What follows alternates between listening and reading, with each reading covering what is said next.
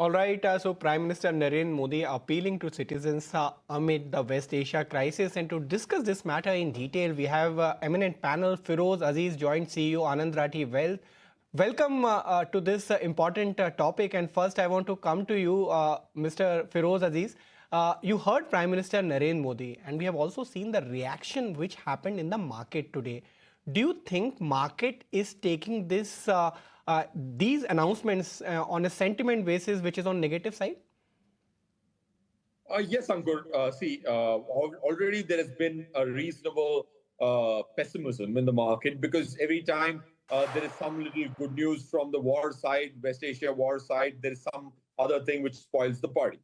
So, of course, the sentiment has been dampened with the statements made yesterday.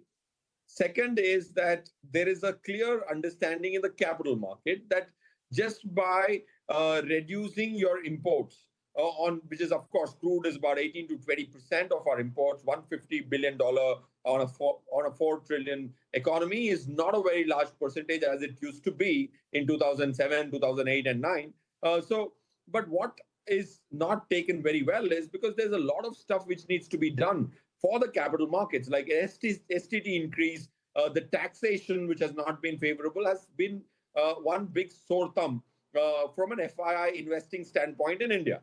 And especially given the fact that the other emerging markets like Taiwan, some stocks like Samsung and China have done very well. Korea has taken a large lion's share of the emerging market inflow.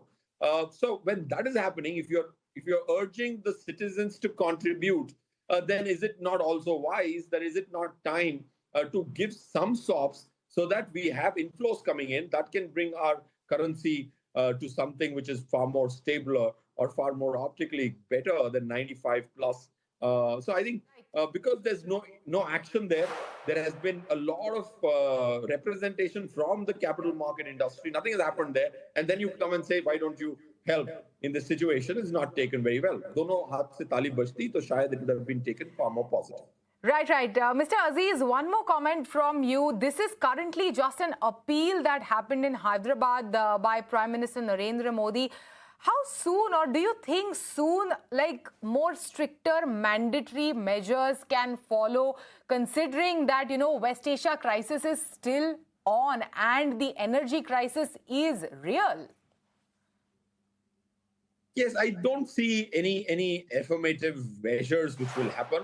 To a large extent. Of course, there could be fuel price hikes, which have so far not happened in the country. Of course, a lot of people were predicting that state elections was one of the large reasons why that has been deferred. There is a reasonable amount of loss oil refining companies are making. Will that be passed on? To me, it makes sense for it to be passed on, especially given the fact that inflation is well within control of RBI's comfort zone of 4 to 6, but the March number, if I'm not wrong, was 3.12. There's a lot of domestic flow from a capital market stability standpoint. So inflation is not a worry. So I think any strict measures following what was said may not happen, but other measures to curtail the deficits which we have and will definitely happen in the next few weeks.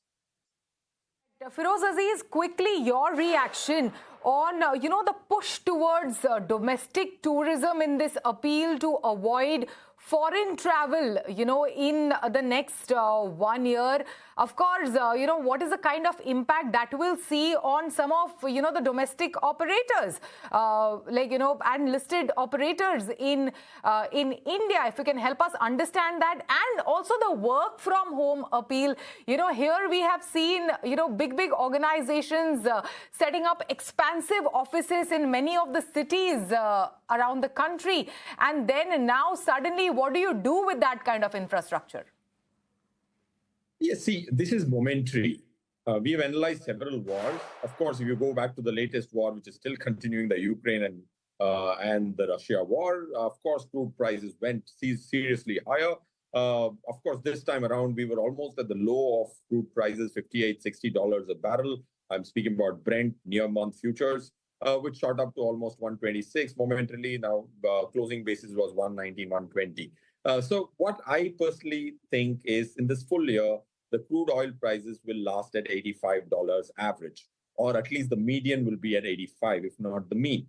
That's point one. So whatever this appeal is a momentary. So if there is infrastructure, like Bangalore has so many offices, commercial spaces, REITs are coming up, and there is a lot of commercial development which is happening. Will that go down the drain? The answer is no. This is going to be momentary. But now the debate could be: is it 2 months or 6 months or 4 months or 8 months? The crude oil prices have to be coming down. Crude is not such a rare material. The problem is of OPEC having controlled supply. So I think it will find its own dynamics, and I don't think it will get there. Second, I think on the gold bait, I think gold is the place where I think all of us can contribute, and meaningfully so. If you look at the kind of gold Indian households have, that is almost 30 times what RBI's reserves is. We have 2 lakh crores, 200 lakh crores, that is 2 crores of Indian rupees in gold as a household. If you measure it in tons, it is 27,000 tons. We are speaking about $50 to $70 billion of inflow. That's not too much. That's about maybe 5-7% or little 3% of the total household gold I have. So if I'm to let go of all my 3% purchase, then the gold import is zero for this year. And I saved myself $50-70 billion.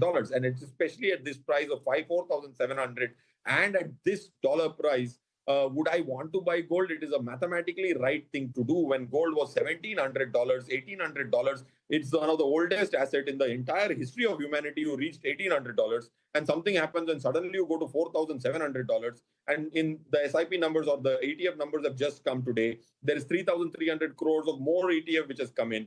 January, people bought 24,000 crores of gold at $5,600. And that has lost 16-17% of M2M. So mathematically, from an asset allocation standpoint, buying an asset which has inflated to 1,800 in thousands of years and to 3,000 more rupees, to 3,000 more dollars in a year and a quarter, you're better off staying away from it. And if that is just 2-3% of what you currently own, if you were under owning it, I understand.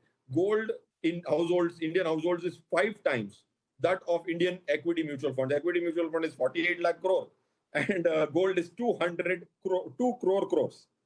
So I think that's the most sensible appeal.